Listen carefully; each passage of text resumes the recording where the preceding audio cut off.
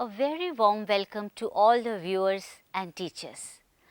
I am going to share the concept of pedagogy of languages.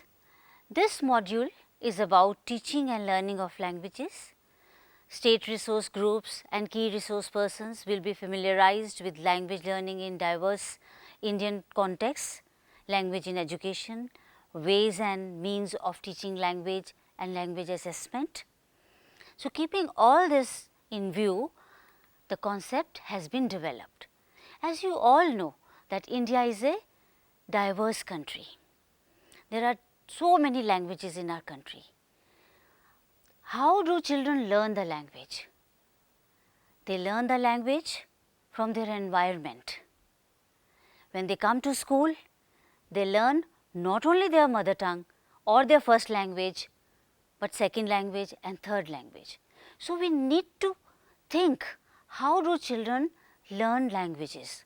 So, in order to fully appreciate the role of language in education, we must begin to develop a holistic perspective on the nature of language, other aspects of life and society, assumptions about language learning, and how we can support the learner's attempt to learn the language. As language teachers, we need to understand and reflect on how language learning takes place and what are the conditions for learning a language in our classroom context. And we are a multilingual country. Our classrooms are diverse. Children come from different backgrounds. So, our classrooms are multilingual classrooms. We need to use this as a resource, as a strategy.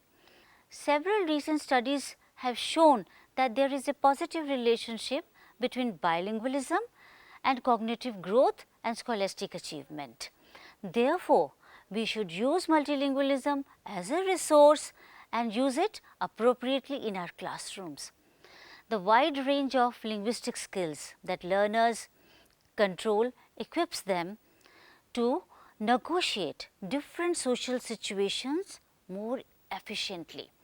There is also substantial evidence to show that bilingual children excel in divergent thinking. Bilingual children are not only good at different languages, but they are more creative as well as they are more socially tolerant.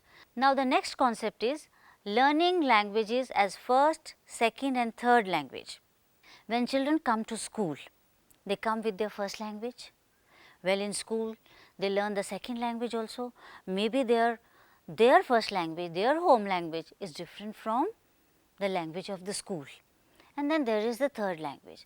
So, therefore, the strategies may vary, they can vary, but the most important thing is to create that environment for the students, so that they are able to learn the language. And these environments should be meaning making environments and not rote learning environments. Then the next concept is creating input rich communicational environment. This is, I think, the most important thing. Let us look at each word. Creating means developing. Input. What is input? Input is the source, the resource that we bring into the classroom. Rich. Now, what is rich? What makes the input rich? It should be as per the age, level and interest of the students. It should be rich in the sense it should be diverse. There should be books, there should be print material, there should be magazines, newspaper, etc., along with audio video. So, then your input is really rich. Then communicational environment. What is communicational over here? Generally, we see that most of our classrooms are teacher centric. We need to make our classrooms learner centered, where there is a lot of opportunity for the students to speak, to share their views, to come out with their own examples. So, if we have this kind of an environment in the classroom, that means we have been able to create an input rich communicational environment. And the next concept is language across the curriculum, promoting centrality of language in learning. This is an important concept because we must remember that every teacher is first a language teacher and then a subject teacher. First we know the language, we become good in the language, then only we are able to comprehend other subject, isn't it? Therefore, language cuts across the curriculum. We are talking about developing skills among learners like listening, speaking, reading, writing, etc., and vocabulary as well. But do you think this develops in other classrooms as well? Yes, it does, because listening, speaking, reading, writing are part of every classroom. And vocabulary, children learn new words in different subject areas. So, language runs across the curriculum. So, we have to keep this in mind. Now, next concept that we are talking about is language and literacy in early years with reference to classes 1 and 2. When children come to school, they come to school with their first language. They are able to listen and speak in that language, and they come with some kind of readiness in reading and writing also. You must be wondering how? Because they are familiar with the print environment around them. They look at the pictures and they are able to interpret, or they are able to talk about it. Then the scribbling that they do on paper when they are drawing or on the walls, that is a form of writing. So, therefore, all the skills can be developed right from the beginning in conjunction, and children should be introduced to rich literature right from the beginning to develop their reading skills. When they develop their reading, they will be able to develop other skills also, writing. They will talk about it, what they have read. They will listen to the teacher and then comprehend it better. There is no dearth of literature for children.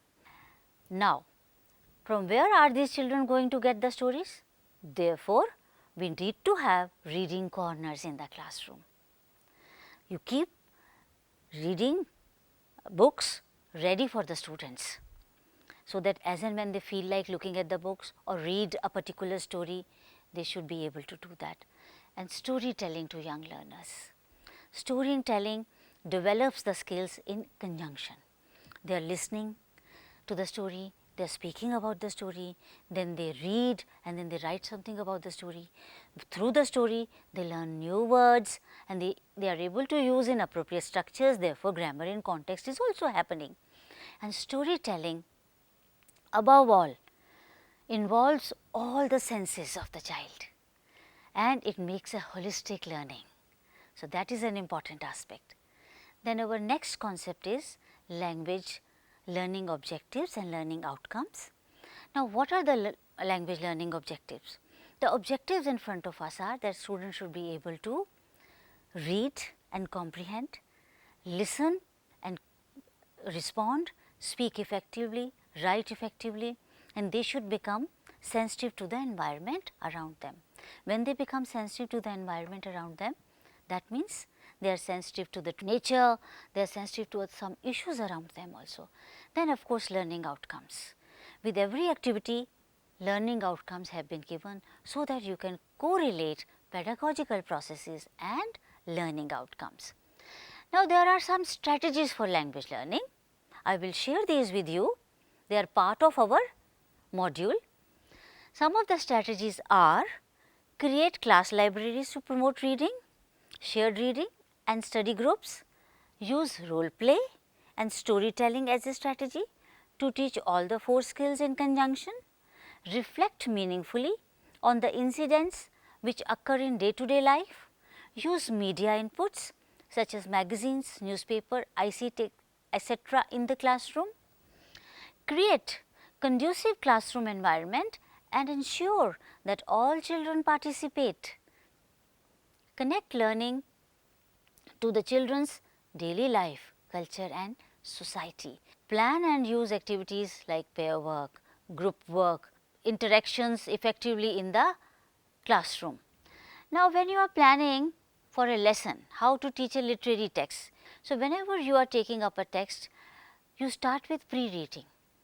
Pre-reading means you are introducing the concept, new words, new structures beforehand itself through meaningful activities and tasks, and children are then able to read better when it reaches the while reading part.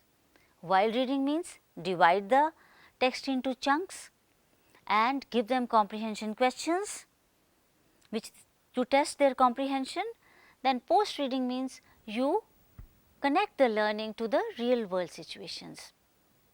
Of course, working with language, you develop vocabulary in context, grammar in context, listening and speaking activities. Writing is an important skill. Writing should not be towards the rote learning. Writing should follow the process approach. Now, what are the few steps for the process approach? Pre-writing, when you are thinking and generating ideas. We may call it brainstorming. Then writing. Writing is organizing your ideas. This is my first paragraph, then my second paragraph. Once it has been written, then the next step of reviewing it. Ask the students to review their own work, whether they need to rearrange the paragraphs. Do they want to use different words? Once they have revised it, then they will do the final editing and rewriting the passage. This is the process approach to writing which all of us should follow. Writing tasks based on an open-ended discussion will help the children go beyond the textbook and relate the text to their own experiences. Then assessment, and assessment should be continuous. There should be scope for self-assessment, peer assessment. So, I hope the concept of the module is clear to you. Thank you so much.